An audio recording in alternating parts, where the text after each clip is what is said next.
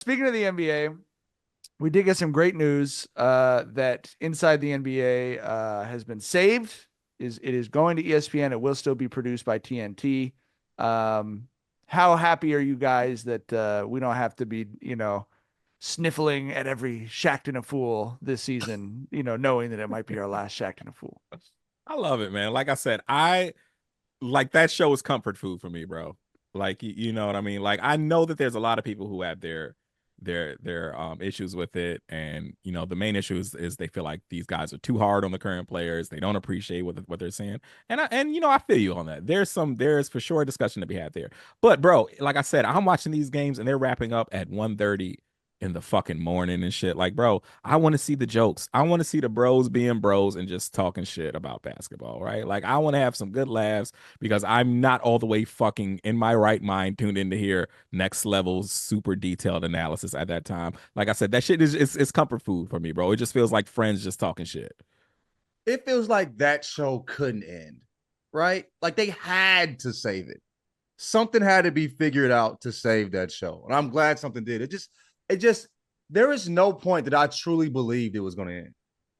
Like, I mean, Really, really. I know it was going to, and I know it was supposed to, but it was like, it didn't make any sense that something that good that, I mean, to me, it's like, bro, I find that just as enjoyable as the game itself.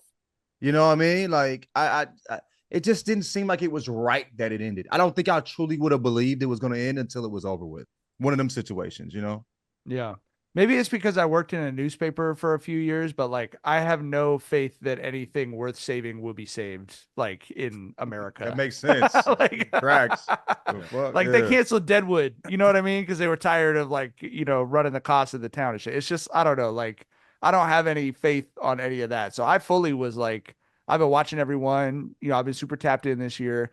But to Tyler's point, what was always cool about the show is it was sort of what it was really actually a TV precursor to podcasts, I think, in a lot of ways, because it's a show where you felt like you were the fifth person there or fourth person back in the day. Like, you were listening to authentic conversation.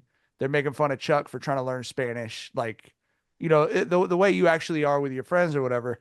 And to Tyler's point, imagine if the three of us are hanging out after the Vince Staples show premiere and at 1:30 in the morning at John's house, I started drawing up some fucking plays to talk to Tyler about. Like, don't you see what they're doing here? Like, y'all would have told me to shut the fuck up so quickly. like, 1:30 a.m. We'd be high as fuck too. We don't want that. Nobody want to hear that No, shit. nobody want to hear that shit, nigga. so yeah, I'm glad it. And to the criticisms. I mean, I think this is true of anything that's groundbreaking in movies or TV or sports. Like, to me, the criticisms are of the things that are knockoffs of what they have, and it shouldn't be directed. Like, yes, it's a problem that you can't turn on ESPN and find good basketball. Like that, like football, basketball doesn't have Amina Kimes on ESPN that is as readily accessible as that type of analysis is for football. I do think that's a problem, but that's a Stephen A. Smith, Kendrick Perkins problem. Like, I don't think, to me, there has to be space for mostly surface level comedic entertainment.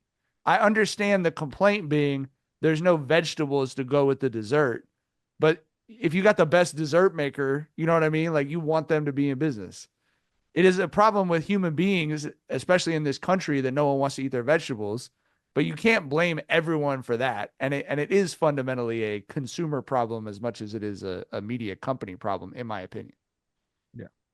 And I think that television show plays a big part in growing the game. I think that I think its appeal is, like I said, it's friends talking about basketball. And I think that's all that a lot of people want, especially on the late night. Like, I think it's way more of a late night talk show than a basketball analysis talk show. You know what I mean? And I think that if it fills a really good niche there, being that it is a late night talk show about basketball. And I love it. And they did it the right way too. Still letting TNT produce it. Like, don't just bring the people over and then fuck up the sauce that made the shit.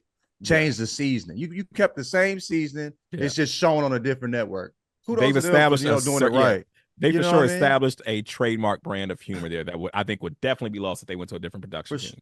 For sure. Absolutely. And the way that they talk to the production people behind the camera and shit, there's a particular camaraderie there too that probably makes it, work in a certain way. So they did it right. Good on them.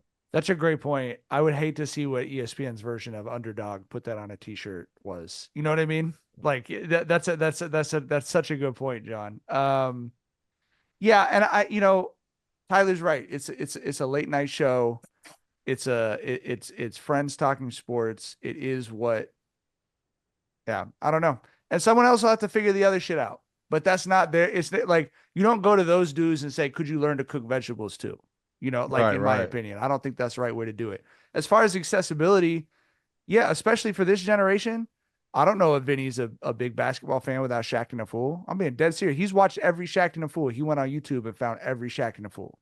Like that, but when you're talking 7, 8, 9, 10-year-old kids, yeah, they're not, I mean, with all due respect, they're not watching with all due respect to, to Gallagher, like that, they're looking for that kind of entertainment out of a sport. They're not looking for the deeper stuff. It's the bottom rung of the ladder to get you up. And I do agree with the criticisms that the ladder is missing a bunch of rungs. For sure. Like above that. I agree that that's a point. I think I told y'all I had a friend who's a pro baseball player who texted me after watching a playoff game where someone was talking about plays being drawn up and literally was like, I've been watching basketball casually for a long time and I did not know that they ran plays. Wow. God damn. Wow. But that's like, he was out there hooping. He grew up playing basketball. Grew up playing basketball, like not on an organized team, but like, they would play basketball after playing baseball. He thought it was 24-hour fitness, nigga. Yeah. Like, go get a bucket. Crazy. That's or crazy. like the offense was, they're running pick and rolls and shit. But it is but this is like a dude who's watched hundreds of hours of basketball on television. What does he think coaches do, bro? Like, just motivate. Like, let's do it. They're cheerleaders in suits, nigga. You know what I mean? But think about this. Actually, when they mic the coaches up, that's part of the broadcast agreement that they're not going to show the coaches saying anything. So if you watch, I mean, like one of my friends, this is his big thing with Doc Rivers because he refuses to believe Doc Rivers does more than this, was whenever you would watch the Celtics in 2008, he would always be giving some YMCA level fucking bullshit speech that was like, we got to compete. And if we're competing, we can't be beat. Like they never show a coach they don't show the coach.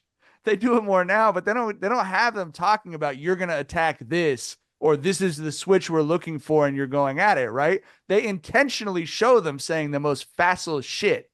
So if you're just a casual fan, that's what the TV networks are showing you. We need energy. You compete, you can't be beat.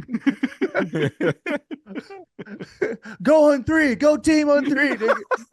Hey, is this dude a Lakers fan? Because if he was watching Darvin Ham, I mean, I can understand how he came to that. Darvin, yeah. The abundance of life. I do think coaches don't do shit. I can see him thinking that from that.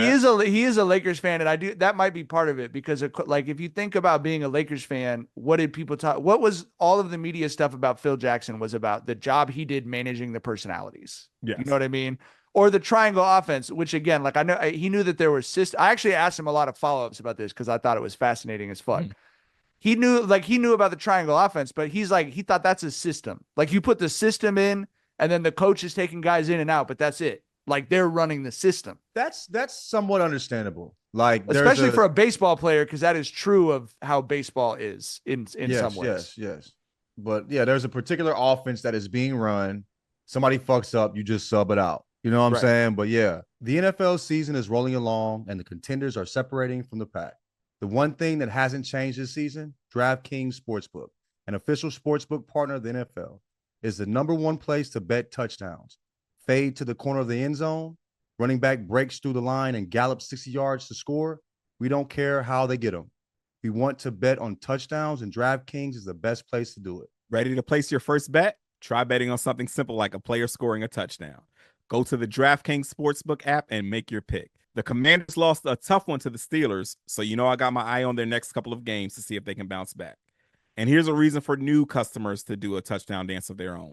Bet $5 to get $200 in bonus bets instantly. Score big with DraftKings Sportsbook, the #1 place to bet touchdowns. Download the DraftKings Sportsbook app and use code Jenkins. That's code Jenkins for new customers to get $200 in bonus bets when you bet just $5. Only on DraftKings, the crown is yours.